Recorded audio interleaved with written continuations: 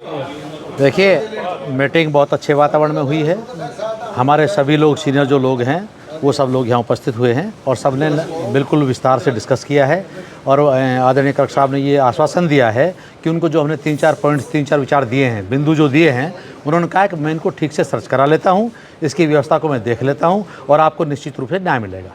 जब हमने समय सीमा की बात की तो हम ज़्यादा समय देने के उसमें नहीं थे, लेकिन फिर भी कलेक्टर साहब ने कहा कि ये सब करने के लिए थोड़ा मुझे टाइम चाहिए, तो उन्होंने सोमवार तक के लिए 7 दिन के लिए कहा कि मैं सोमवार तक ये कंप्लीट करा करके आपको रिपोर्ट दूंगा और ज़रूरी होगा तो मैं आपको आमंत्रित करूँगा। अध्यक्ष जी, कितने संतुष्ट हैं कि इससे पहले इस मामले पर सिर्फ मीटिंग और आश्वासन दिए जाते रहे हैं, अब की बार पहली बार आपके नेतृत्व में जो ये मीटिंग की गई है, कितने संतुष्ट हैं कि रिजल्ट पॉजिटिव आएगा? देखिए, पड़ोसी स्टेट है, पड़ोस का जिला है, यहाँ पर पानी का बहाव है।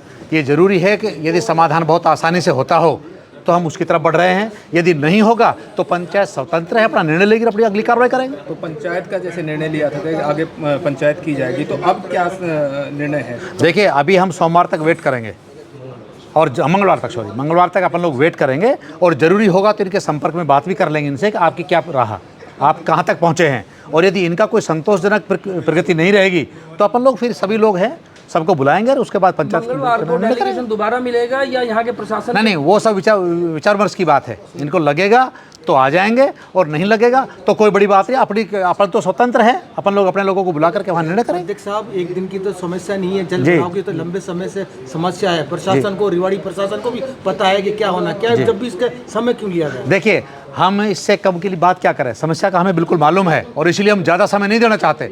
हमने बड़ा हार्ड करके कहा कि इससे ज़्यादा चलने वाला है नहीं, हम अगले सोमवार को पंचायत करेंगे। तो इन्होंने कहा 7 दिन तो मुझे काम करने के लिए चाहिए, मैं रिपोर्ट वहाँ से सबमिट करता हूँ, खुद भी मौका देखने की कोशिश करूँगा, ये इन्होंने कहा है। तो जब सीनियर अधिकारी इतनी बात करे कि वो खुद इतना इंटरेस्टेड है तो हम चाहते हैं समाधान हो जाए तो ज़्यादा अच्छा है। तो लंबे समय से 2 बिंदुओं पे बात हुई है, मैं ऐड करता हूँ, 2 बिंदुओं पे बात हुई है। ये समस्या लॉन्ग टर्म और शॉर्ट टर्म निराकरण चाहती है और भाईचारा बना रहे ये भी चाहती है। हमने जिला प्रशासन को इस बात का धन्यवाद दिया है कि उन्होंने भाईचारे का रास्ता अपनाया। हमें बहुत सारे ऐसे लोग भी थे जो कि हमने पब्लिक रोक रखी है। शॉर्ट टर्म 1 सप्ताह में जिलाधीश महोदय इसका समाधान निकालेंगे, सुझाव भी हमने दिए हैं। लॉन्ग टर्म राजस्थान सरकार और हरियाणा सरकार 1 साल का वक्त मांग रही है, उनकी प्लानिंग वो जाने। शॉर्ट टर्म में 7 दिन बाद हम वापस जिला प्रशासन से जवाब लेंगे। अगर सकारात्मक उपाय होता है तो वेल एंड गुड, नहीं होता है तो 15 दिन बाद हम पुनः महापंचायत करेंगे। डॉक्टर साहब, यही सवाल था, क्या प्रशासन आपको बुलाकर कोई सूचना देगा या प्रतिनिधिमंडल दोबारा? आज तय हो गया कि 7 दिन बाद में हमारी मीटिंग है दोबारा, आज तय हो गया प्रशासन के साथ। हाँ जी। आज कुछ भिवाड़ी से जो एक प्रतिनिधिमंडल हैं, उन्होंने जो समस्या हैं भिवाड़ी धारवेड़ा के जो पानी जल भराव की, उसके विचार में हमें कई सुझाव दिए हैं, कई तरह की समस्याएं बताई है, उन पे विचार किया जाएगा और उनकी जो समस्या है उनको समझा जाएगा। और दोनों स्टेट, दोनों राज्य मिलके इसका, क्योंकि टोपोग्राफी दोनों राज्य की एक जैसी है, एक निस्तारण इस समस्या का करने की कोशिश करेंगे मिलके। तो ये आज मीटिंग हुई। काफ़ी लंबे समय से ये जल भराव की समस्या है धारवाड़ा और भिवाड़ी में, और इतना समय क्या कारण रहा जो आज तक ये सोल्यूशन नहीं हो पाया? मेरे हिसाब से कुछ टेक्निकल कारण रहे हैं, कुछ इंटरेस्टेड कारण रहे हैं। उसके बाद में पिछले 2 या 3 साल से लगातार दोनों स्टेट मिलके काम कर रहे हैं और समस्या का जो समाधान की तरफ हम बढ़ रहे हैं और बहुत जल्दी आपको देखने को मिलेगा कि इस समस्या का स्थायी समाधान हो जाएगा।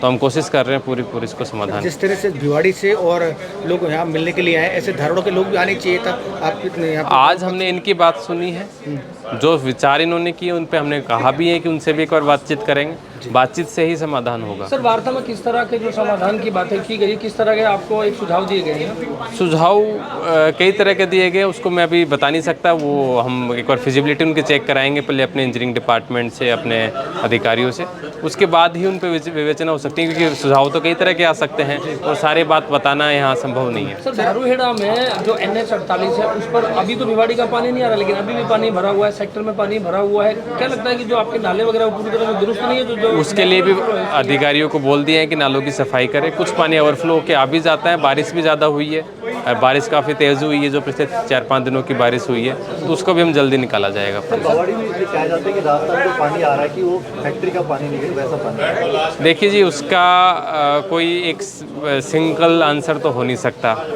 फैक्ट्री का पानी को डायरेक्टली तो नाले में छोड़ता नहीं है, लेकिन कई बार आपको पता है कि हम कंट्रोल भी नहीं कर सकते उसको। अभी जो हमने बीच बीच में कभी सैंपलिंग कराती है तो कुछ सीवरेज उसमें पाया गया है, तो कुछ रेन वाटर उसमें मिक्स है। धारवेड़ा के लोगों की ओर से भी कोई आपसे मुलाकात करने का कुछ मांगा गया हो, कोई बात? अभी तक तो नहीं मांगा गया है, मांगेंगे तो उनसे भी बात करेंगे। जी, क्या आज का पूरा कार्यक्रम डेलीगेशन मिला, क्या सुझाव दिए गए, क्या आपको आश्वासन मिल रहा है? मैं प्रदीप दायमा, निवासी भिवाड़ी, और मैं अध्यक्ष कुचखेड़ा इंडस्ट्रियल एसोसिएशन। हम सब लोग सर्व समाज भिवाड़ी की एक पंचायत हुई थी, आप सबको ज्ञात है। भिवाड़ी जल भराव की समस्या पिछले 2 साल से बाईपास पे पानी भरा हुआ है, और उस पानी भराव में हमारे यहाँ के जो लोगों का जीवन नरक कर रखा है, और उसमें हरियाणा का प्रशासन का हस्तक्षेप है।